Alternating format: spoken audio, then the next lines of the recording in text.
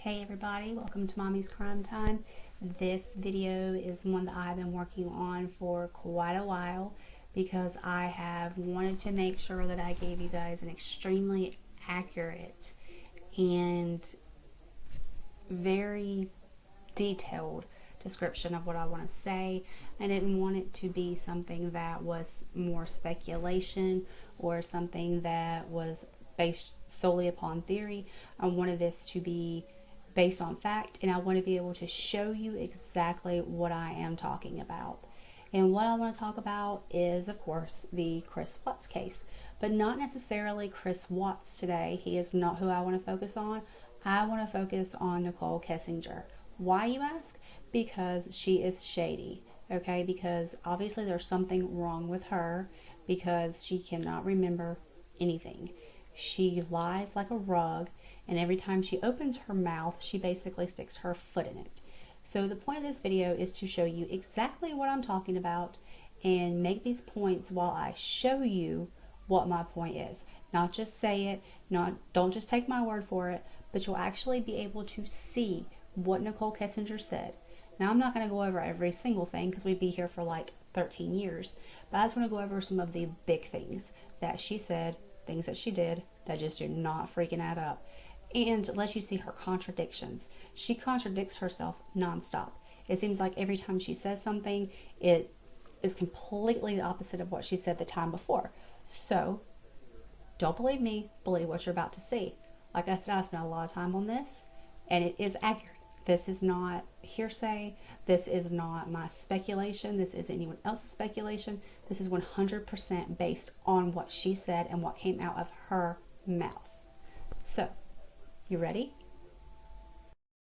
Okay, guys. So, what you're seeing right now is from Nicole Kessinger's very first interview, where she was interviewed at the park with her dad, and they were talking to her about how she knew Chris.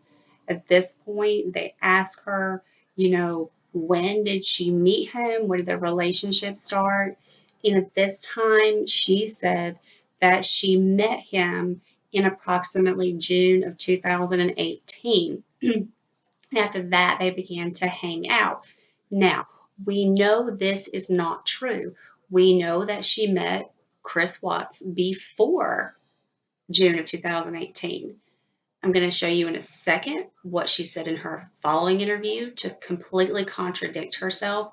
But mind you that she's saying that she met him in June 2018, but we are fully and completely aware that she Googled Shanann Watts September 1st of 2017, Chris Watts in August of 2017, and Shanann Watts again in January of 2018. So it's hard to believe that she met him in June if, in fact, she was Googling them several months prior to this.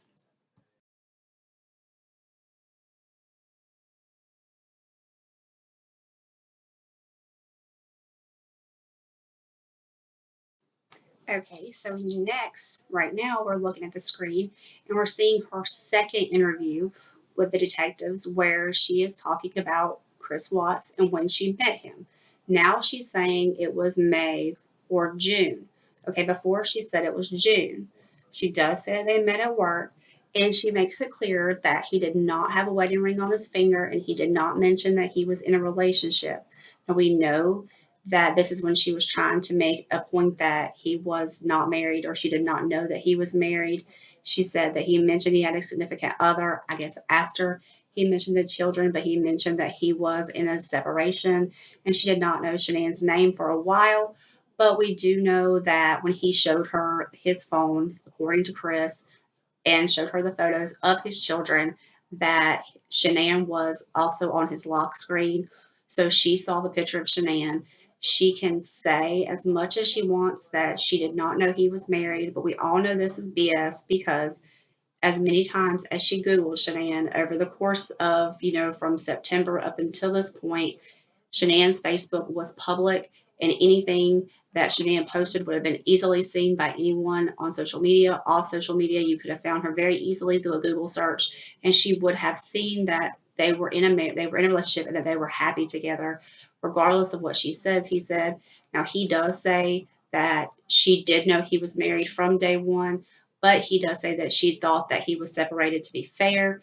But regardless of what he said, she said, we do know that her Google searches do not coincide with the story that she had no idea that he was in a relationship or that he was married. And they certainly would not go along with the theory that she thought he was separated.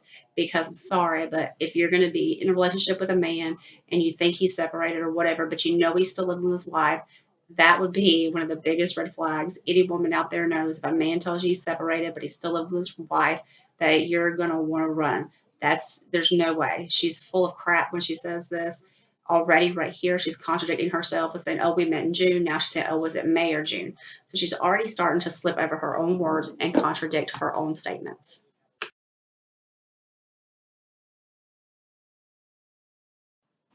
Now, again, we do know that she was stating that they started this relationship or they met May, June. We've seen that in the two previous slides. But one thing that you would not get from her or from Chris Watts would be a statement from a coworker.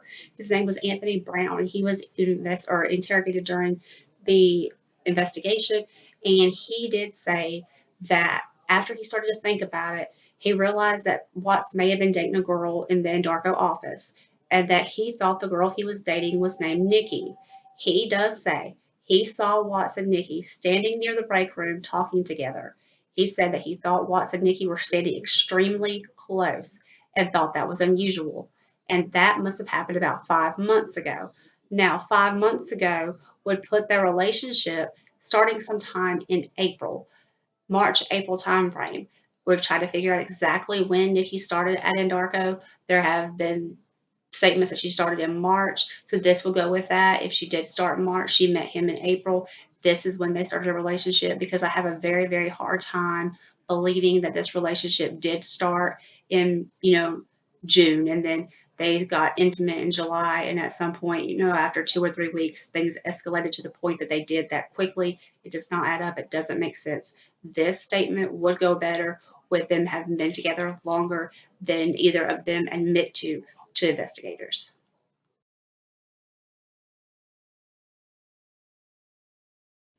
Now, another one of Nicole Kissinger's major contradictions between her first and subsequent interviews would be the fact that in interview one, she tells them that she was only at the Watts home one time and she only stayed about 15 minutes.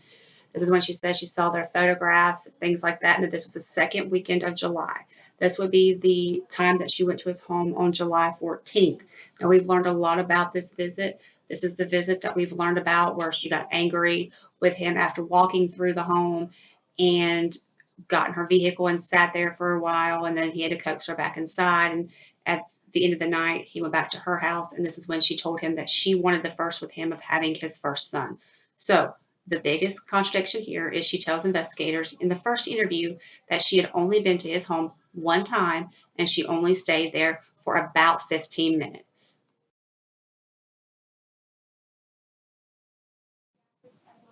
Okay, here we are in an interview after that first interview where she states that she had been to his house twice. So you're seeing for yourself from her own mouth that in the first interview she said, yes, I was there one time, only about 15 minutes. Now she's saying, no, wait, it was twice, but both times were very short.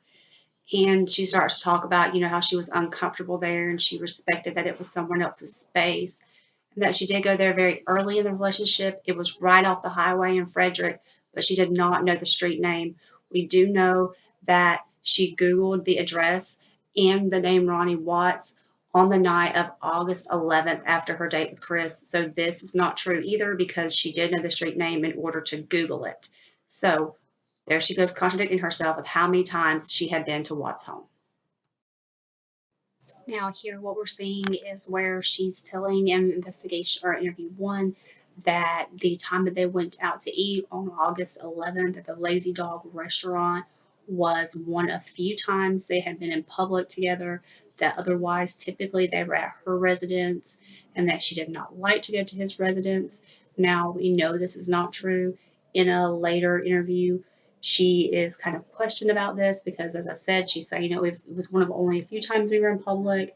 She later, you know, provides a list of the dates where they had been out and what they had done. And at that point, it's pretty obvious that she is lying. The detective asks her, "Well, I thought you said you'd only been in public, a few times." And she's like, "Oh, I never said that," and tries to pretty much act like he did not know what he was talking about. He had misunderstood her. We know that they did meet at a park, sometime at the end of June. We know that he pretty much lived with her for the entire month of July. We know that she was at his house on the 4th. We know on the 5th, 6th, or 7th, she wasn't sure, that they had gone to the movies together. We know on the 14th, they went to that Shelby Mustang Museum. We know on the 21st, they went to that drag race. They went to the sand dunes camping on July 28th and 29th. And we know that they went to that restaurant on the 11th. So there's a lot of dates that we probably don't know about. But her saying that they had only been in public a few times is easily contradicted later by her statement and the dates that she provides to detectives about how many times they had been in public and what they had done.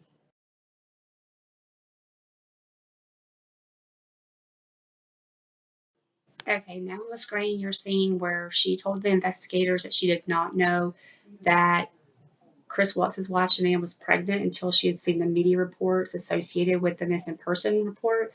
She said that she asked him about the baby, and he said the baby was not his, and that he did not want to do anything with her because of this. This is when she said she told him that she knew the baby was his, but because he had before said, that the argument was because Shanann told him that she was pregnant and the baby wasn't his. So this is why she's saying that she knew the baby was his. Now, if you believe that she didn't know Shanann was pregnant, you have to take into account these Google searches where she searched for Shanann several times. And again, as we've talked about, Shanann's Facebook was public. This is something that she would have seen. We know she Googled her while they were in North Carolina. If you don't even take into account the earlier Google searches, taking into account the ones from when they were in North Carolina and she was Googling them, she was watching their Facebooks. So you know that she had to see that Shanann was pregnant. So there's no way that she did not know. I feel like she's just trying to save face and say, "Oh, I had no idea," when I believe she fully knew. And her statements don't line up with her actions.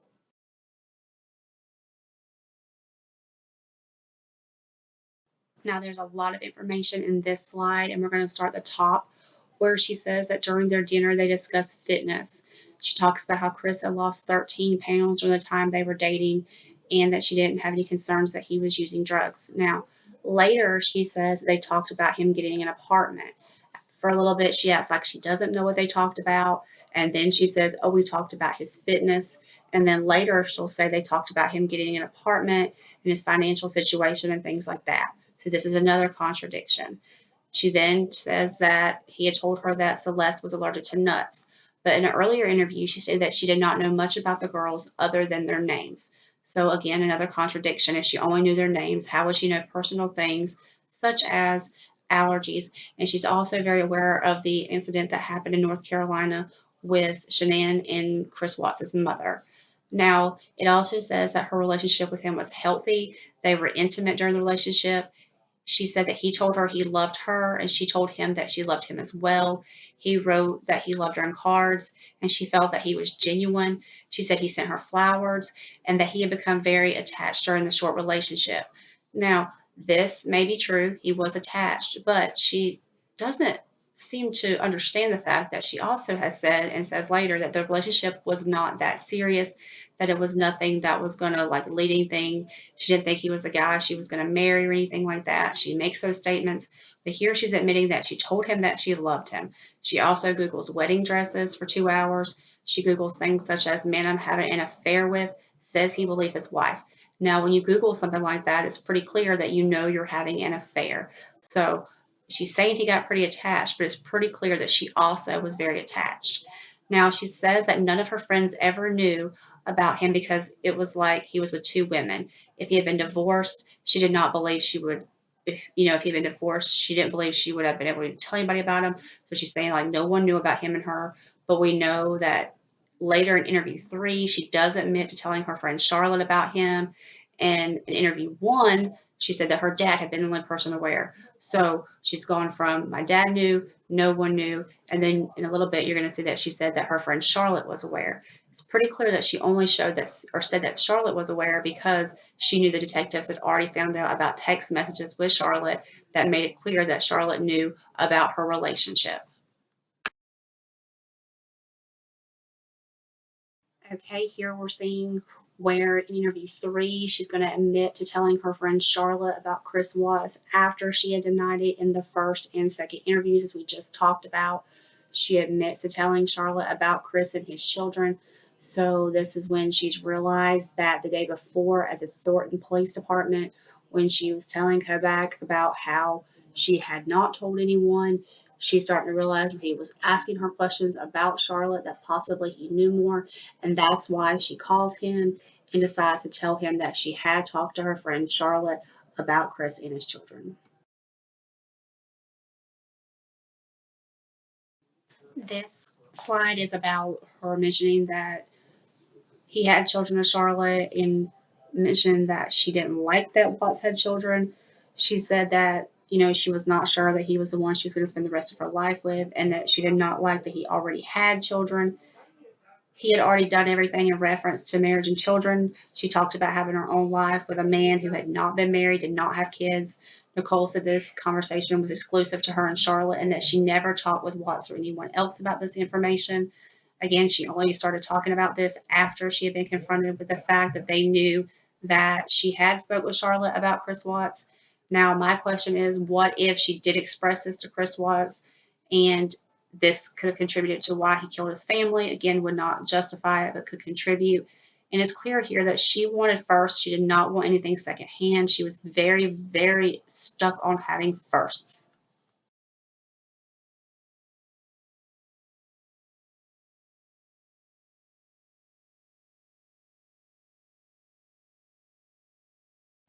Now, what we're looking at are the actual text messages between Nikki and her friend Charlotte.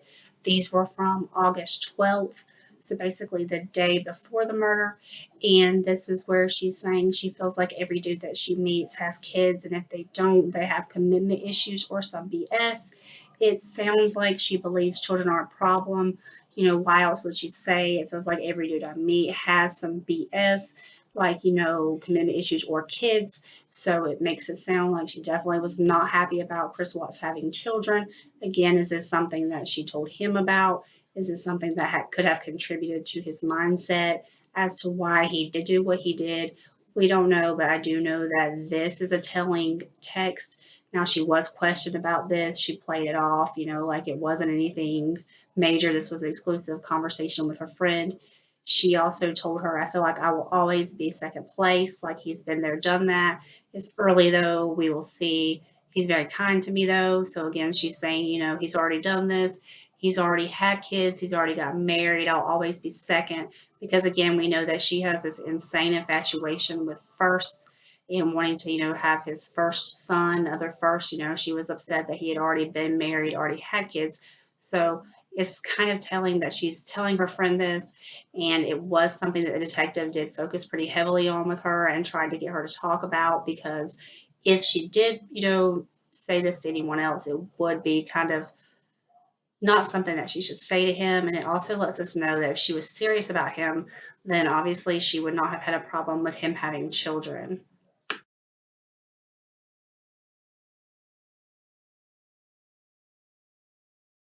This is another subject that apparently Nicole Kissinger got temporary amnesia over. Every time that they brought up the 100-minute phone conversation from the night before, while he was waiting on Shanann to come home, this conversation from the 12th, she seemed to never be able to remember what she talked about. It was clear that it seemed like she was hiding something or she didn't want to say what they were talking about, but she could never say what it was. Here you're seeing where she says she was not certain what they talked about during this call.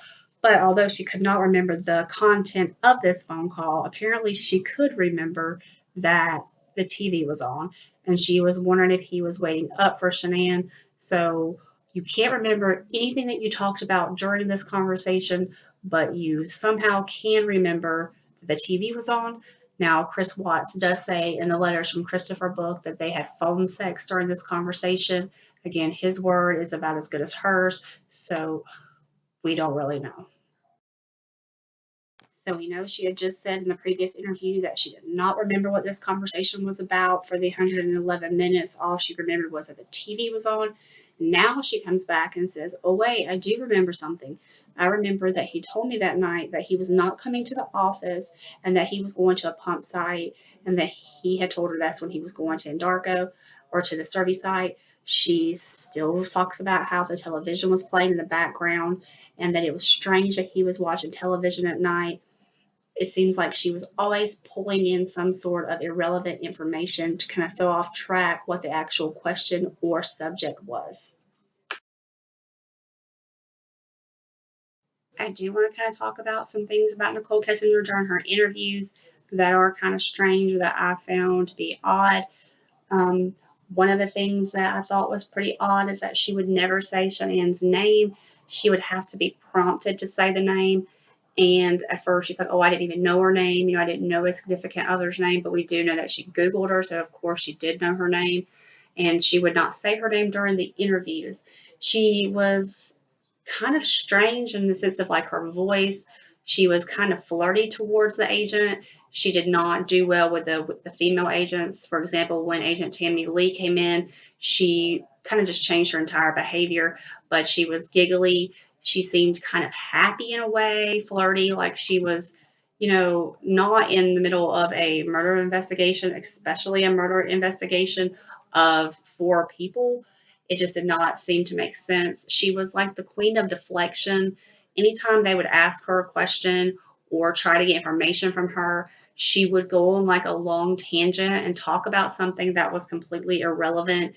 She would talk a long time about, for example, her routine or Chris Watts's weight loss or things like that. She wouldn't really talk about what needed to be talked about. It was almost like her deflection would be her way to get the agent off track and change the subject so that she did not have to continue answering the questions.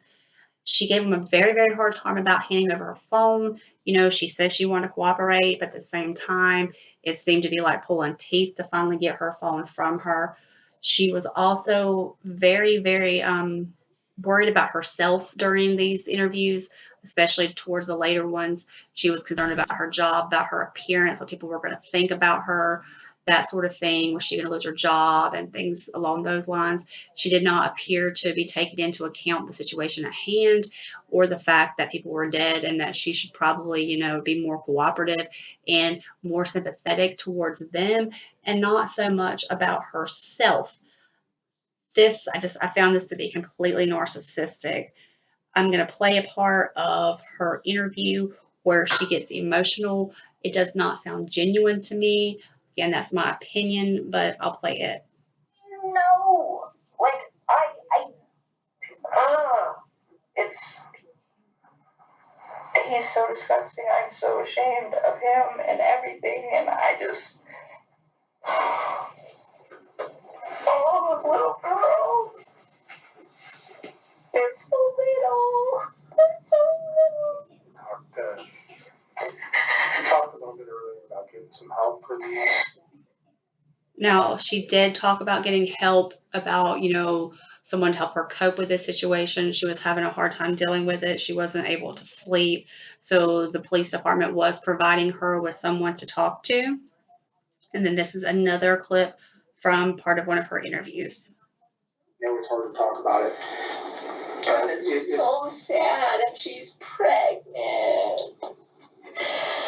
And on our end, we've been. They're so cute. They're so little. Like, wow. Why? Why? How? I don't even understand how you could bring yourself to do that to somebody who's that big.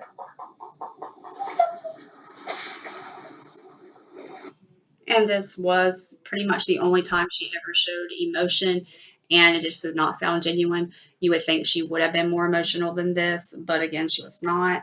She also left some voicemails for Chris Watts, and some of them were kind of strange. She seemed to have a very, very odd giggle. It's been something that a lot of people have talked about. I'll play that for you as well. It's me.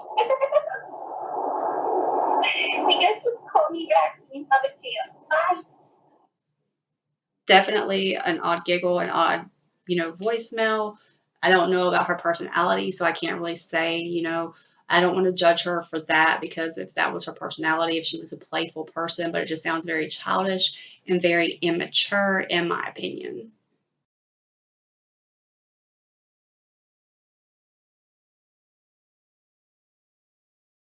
Now, speaking about Nicole Kessinger's strange behavior, here is part of her 7-page letter that she gave to investigators in September of 2018, where she outlines certain dates and things to them that she has recalled.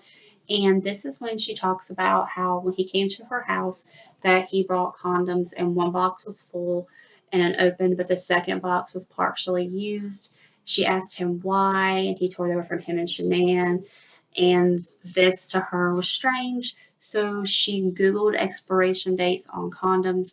I find this to be strange. Obviously, she was kind of, a maybe paranoid person.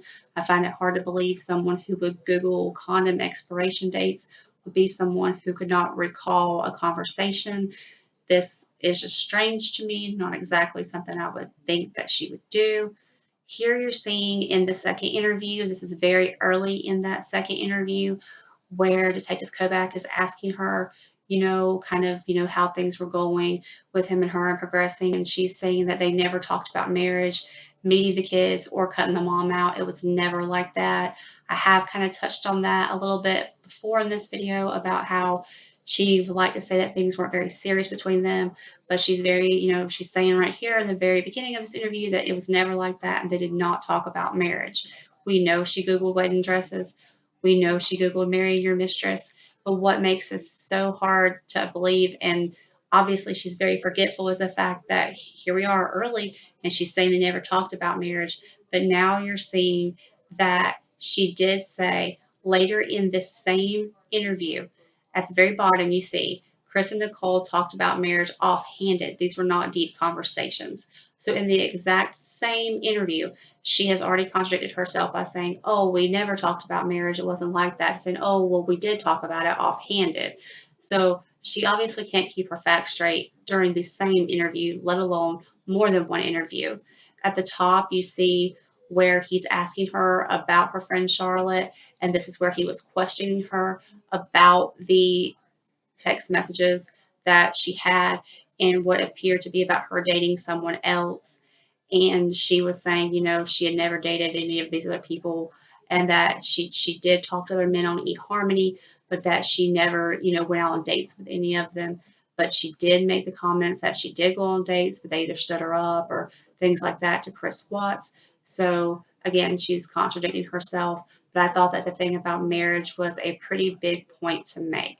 Now, right now, you can see that on August 4th, 2018, at it was about 12:45 a.m. She did search for over 2 hours for wedding dresses. If you are not serious with someone, if you have not talked about marriage, then I don't believe that you would be spending this much time on the internet Googling wedding dresses. So again, she may say one thing to investigators, but her actions prove something totally and completely different. This would not be the behavior of someone that was in a relationship with someone that was not serious, wasn't really going anywhere. It was just kind of like, oh, it is what it is type thing. As she tried to make it out to the investigators, it's obvious that she was more into this than she liked to let on.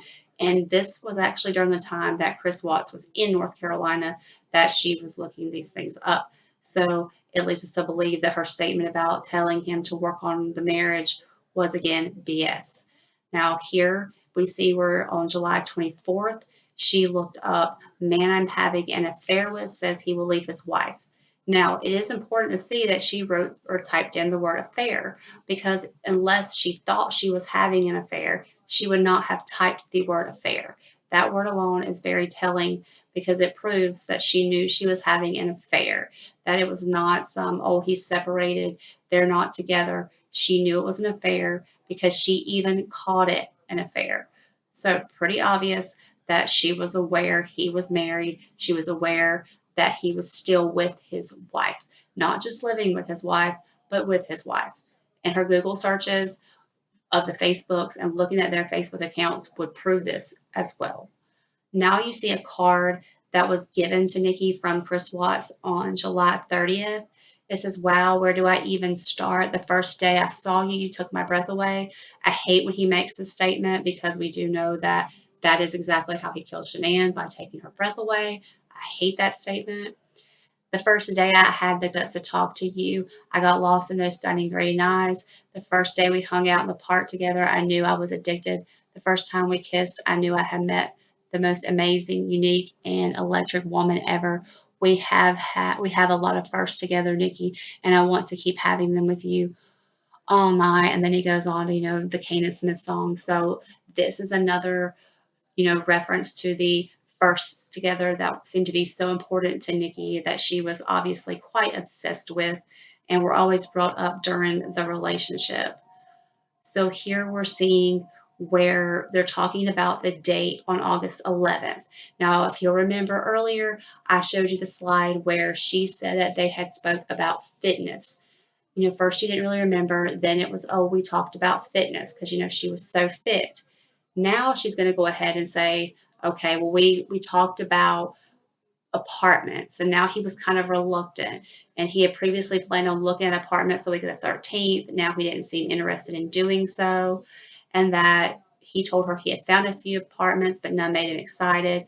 She recalled one of the apartments. Watts told her it was about $1,200 a month, 2 bedrooms. She asked the name, and he didn't know the name. So again, it's almost like she was trying to deflect. Oh, well, I don't remember the name of the apartment complex, rather than talking about what they're actually talking about. She's talking about something else with it. But this shows that, oh, we talked about fitness. Oh, wait, no, in a later interview, I'm going to go ahead and just tell you that we talked about him moving into an apartment. So she's always going back and forth and forgetting what she said from one statement to another. Does she forget simple things? Still doesn't make sense. Now here, what we're seeing is about July the 4th, when she went to his home in Frederick, and she said that she helped him set up his diet and exercise goals on his phone. Now, she did say this was the first time she had been to his house, and she doesn't feel the need to mention the fact that he had spent the night with her the previous night, that he awoke to several missed calls from Shanann. He told Nikki he had to go, and she got angry that he left. He says this is the first time that he thinks that she realized that she would not be number one in his life. So when she came to his house, it was because she was angry. It wasn't how she made it out, like the fitness thing. Now, she also says that on Saturday, August 11th, he drove her home in his Lexus. You remember in an earlier statement, she said that she had been in the Lexus one time, but she could not recall why or what they had done. She thought maybe they had ran an errand. So here, again, this other fact has just come back, that they were in the car on the way home from their date. So it's almost like she's always forgetting than remembering. Now, here she talks about when he got back from North Carolina and they were talking about the apartments and stuff. This was on August the 8th. This was the same day that Shanann had the gender ultrasound on the baby. Chris picked up some paint for her car from the Toyota dealership. Then he went to her house. She says they talked about the apartments, but what she fails to mention here is that she gave him a key to her apartment on this day. Chris admits to this in the letters from Christopher book, and this is when he felt like the relationship had actually just gone to the next level. She didn't want him to go to the ultrasound. I feel like that's why he was running late. She didn't ever say that because remember she liked to say she did not know Shanann was pregnant. But I do feel like she did know, and I feel like that's one reason why she kind of stalled him on this day and made him late. And she gave him this key because she knew this was a big day, and she wanted to do something to make him more serious about the relationship between him and her. This is something else that I found to be kind of odd. This was when Nikki came to the Thornton Police Department for this second interview with Kobach, and this is the interview where she actually asked them for a ride to the police department, and that they picked her up in North Glen and transported her there, and that her father drove himself there. I do find that strange. Why did she want to be picked up? Why didn't she ride with her dad? Was she trying to hide from the media? Or did she not want her vehicle at the police department? Maybe there was something about her vehicle she was afraid they would see or find. Again, this is just my thoughts. There's nothing to substantiate that. It's just an idea of why didn't she just ride with her dad if he was going to be meeting her there anyway? Would have made more sense than having the detectives to pick her up. She also had, her dad was there. They agreed to that because she was there voluntarily. So why would you not have just rode with him rather than having to be picked up, then taken home by the investigators? Kind of a strange thing to me. Why wouldn't she just ride with him? And she had her own vehicle. Why did she need a ride? This is where she talks about how her and Chris never had any arguments. He never lost his temper. She never saw him mad or upset. He was very rational, open to communication, open minded about things, not closed off, and was kind. Now, we do know they did have two arguments. We know that the first one was a July 4th argument when he left her home and went home, and then she showed up there later. We know that she was mad because he left and she didn't want to be second. And we also know about the huge fight on July 14th where she had been in the home, walked through the home, got in her car, sat there for a while, that whole thing. So we know those were two arguments. We know the one on the 14th was a really big deal, and it was definitely a relationship changer between them. They both alluded to the fact that that fight or that day did make things different between them. So again, they did have arguments. He may not have lost her temper, but she did lose her temper with him. And he talks about that also in the Letters from Christopher book. So here we are again about this giant fight where she talks about how she went to his house and that she had picked him up. They drove to Boulder in her Forerunner. They went to the Shelby Mustang Museum and they arrived, and then she took him back home. But again, she completely leaves out the fact that that is the day they had the argument when she was supposedly following Dieter around the house, went upstairs. She says she never went to the master bedroom, but let's be real, she went in the master bedroom. What woman wouldn't go in the master bedroom? I feel like she went into the house.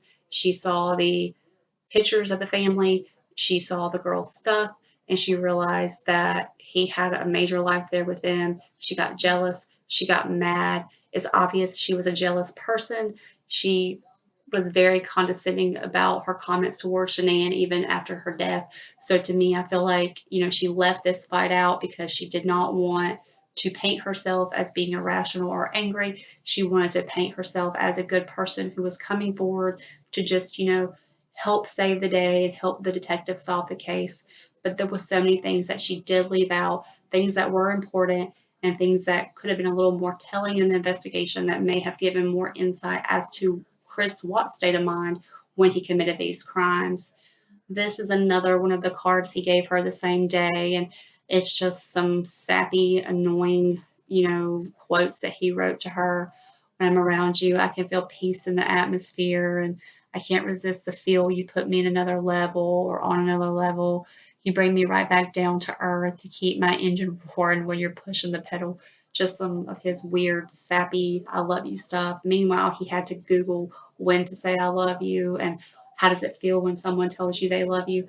So during that, I'm sure was when he was deciding what to say to her. He did have to Google song lyrics and love letters and things, I guess, to get his inspiration for these sweet cards that he gave her. These aren't necessarily related directly to what we're talking about, but they do show that their relationship was more serious than what she said it was in her first few interviews, how she pretended like they hadn't been together long or that things weren't serious between them.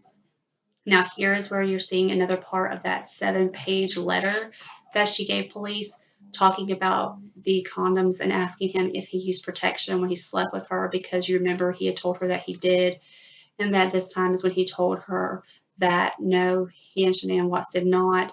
She asked him if they were trying to have a child, and he told her no. Now, we do know that Chris Watts said in the book that he did tell her on July the 14th that before he met her, that him and Shanann Watts were actively trying to conceive a child.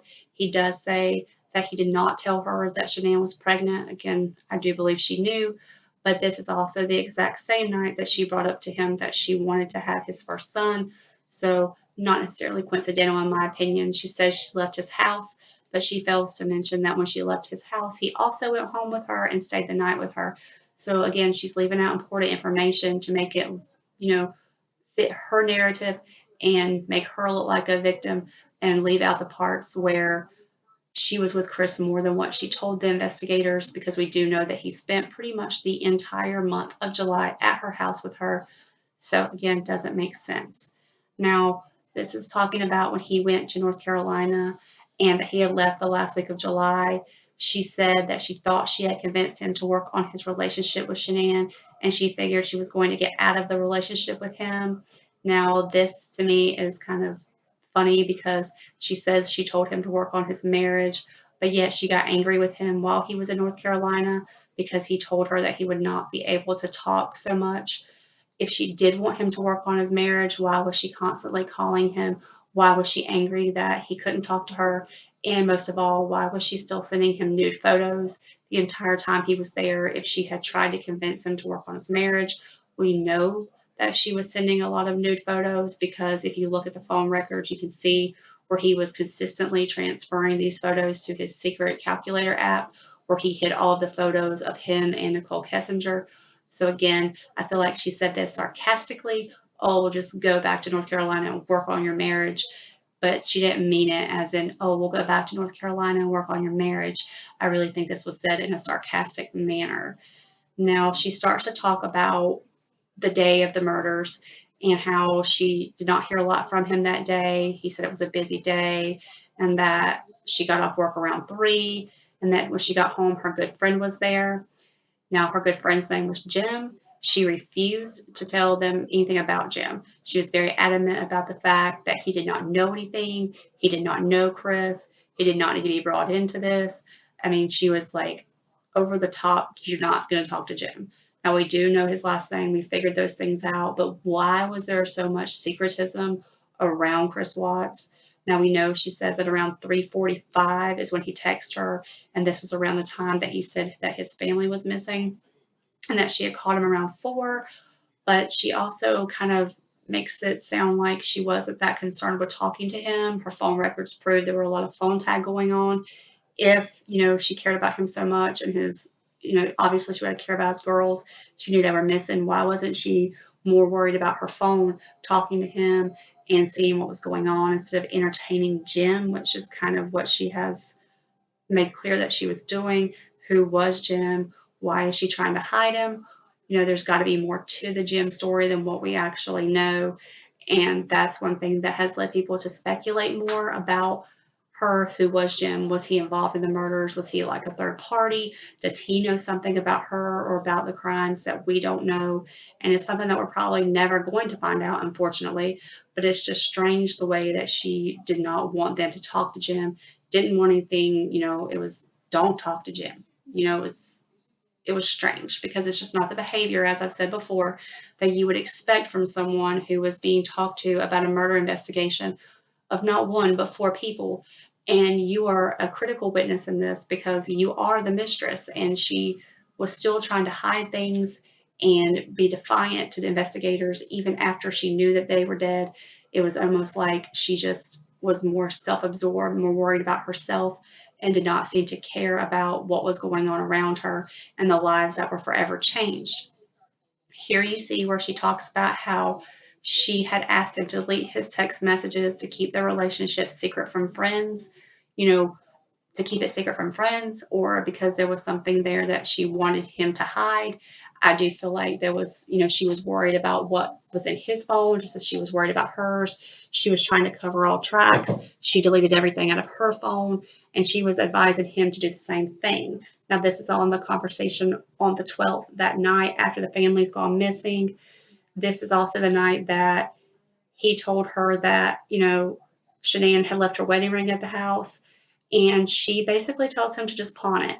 And to me, this is also telling because if you think that his wife is okay, if you think that she's going to be returning to the home, then why would you tell him to pawn the ring? Or he's saying he's going to get it appraised or sell it.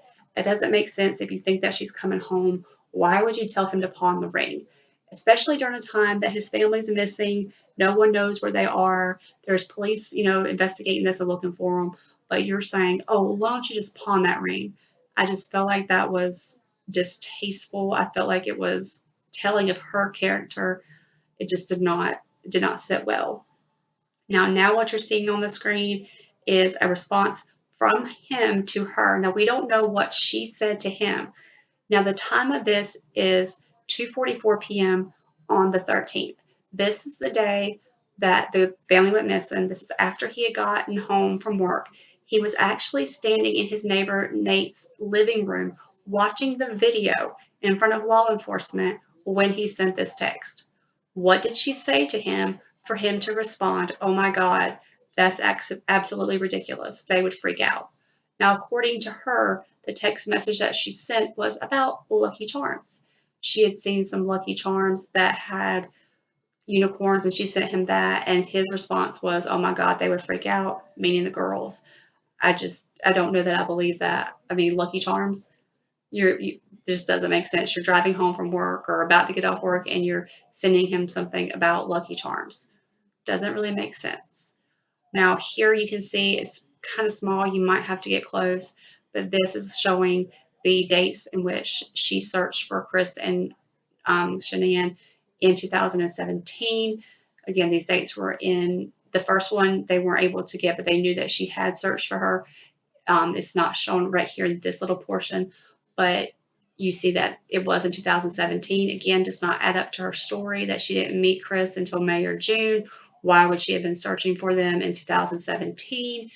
It's very strange to me. There's something that we don't know, and I feel like it's something that we deserve to know because it just alludes to the fact that she knew more or she was involved more than what she is letting on. It's just not. It's not okay. Here is where you're going to see one of her photos that she sent to Chris Watts, and these are the photos that he was sending to the app in his phone, the calculator app. If you look closely in the mirror behind her or in front of her, you actually see Chris Watts' shadow. He is taking the photo of her. This to me is one thing she was extremely worried about because she did talk to the investigators about them getting access to her phone and her text messages. And she was very worried about the photos of her being seen. And the detectives even tried to tell her, look, we're all grown ups here. And she was still very worried about the photos of her. To me, again, that's telling that she was more worried about naked photos of herself than about the investigation and helping find Shanann and the girls. Here again, you can see where he transferred many images of her, some semi-nude, to his secret calculator app. This was a constant thing. I mean, he was constantly getting these naked pictures or semi-naked pictures of her and sending to his calculator app. It's obvious that she was trying to make sure that no matter what he was doing or where he was at, that she was on his mind. She wanted to make sure that when he was in North Carolina, that if he was having a good time, she was going to send him a naked picture and make sure that his mind went back to her. This is what he says kept him so distant from Shanann and the girls during the trip because he was, so focused on Nikki, not wanting to make her mad and thinking about her.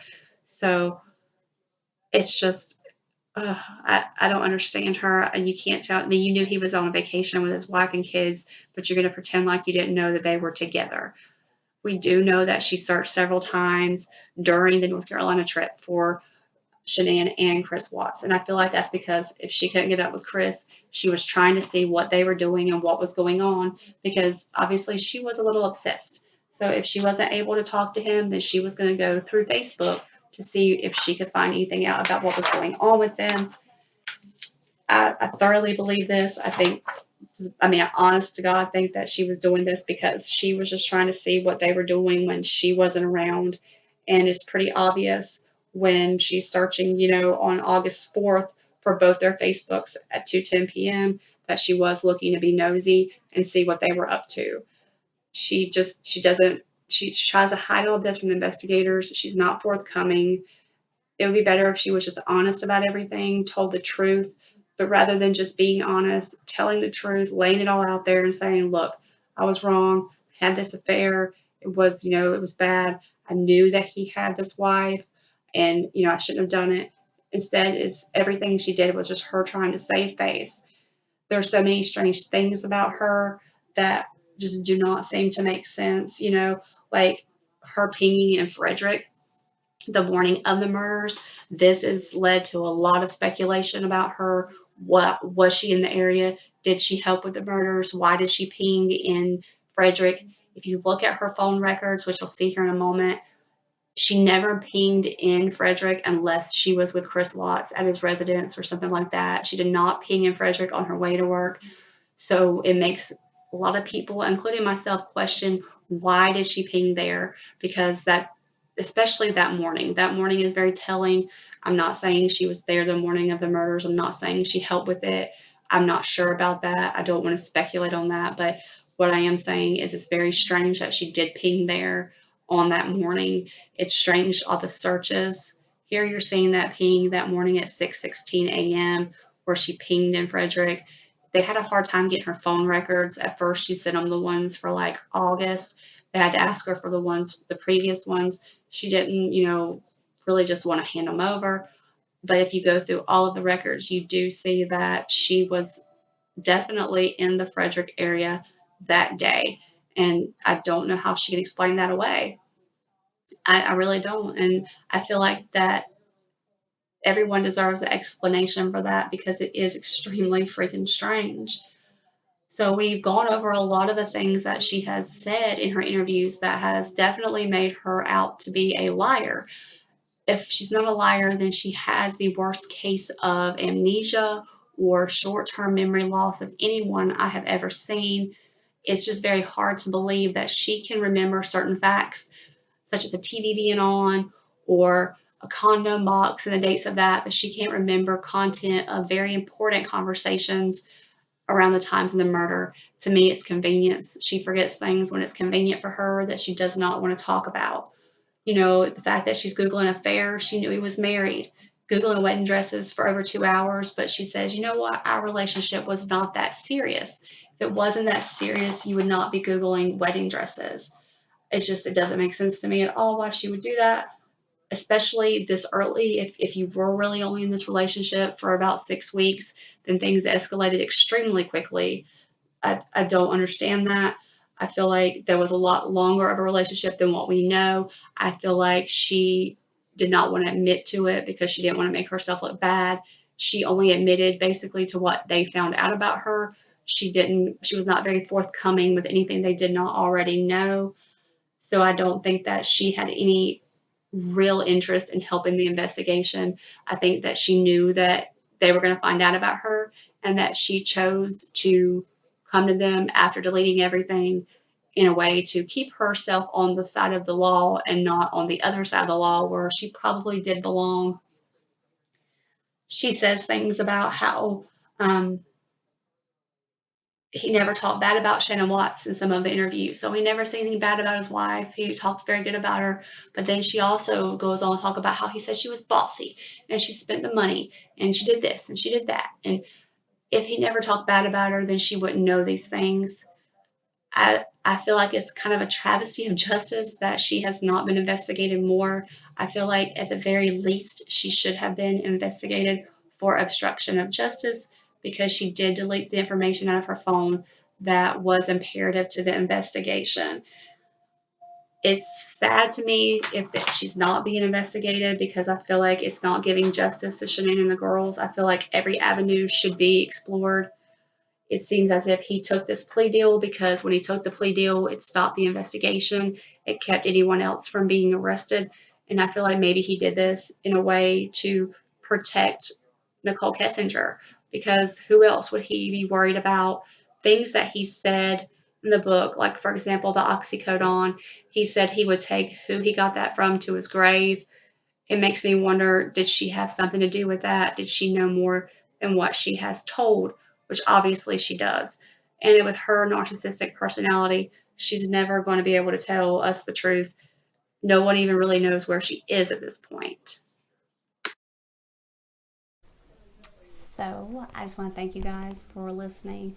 I hope that this video will help you if you haven't looked into the case a whole lot, or if you wanted to physically see what she had said in the different interviews and not just hear someone talk about it. You wanted to have actual proof of it. I'm hoping that this will put to end I don't want it to be where I just speculated. I did talk about some opinions. Again, those are my opinions only. She's not been charged with anything. She's not a suspect. They tell us the investigation is closed. So these are my personal opinions if I did speculate or say something that was my opinion. But I just wanted it to be where you could look at it and you could see it for yourself. You could make your own determinations just from what she said. Because you can hear what someone says through someone else, and you can, it can be twisted, it can be turned, it can be however you want to look at it. But in this case, you actually see her own words and her own interviews, so you know what I'm saying she said is what she said. So I ask you to please like this video, share it. I ask you to subscribe to my channel. I'll be doing a lot more videos on this case, a lot more topics around it, not just Nicole Kessinger. I'm going to elaborate on different things about her. I'm going to talk about Chris Watts's confessions and the differences between them. There's going to be a lot of different things. I also do videos on other true crime cases that are current and some that are past. I do a podcast as well. If you want to look at my podcast, it's also called Mommy's Crime Time. You can find it on pretty much every broadcasting app out there. I appreciate you watching. Again, please subscribe. Thank you for watching Mommy's Crime Time, and I hope you have a great night.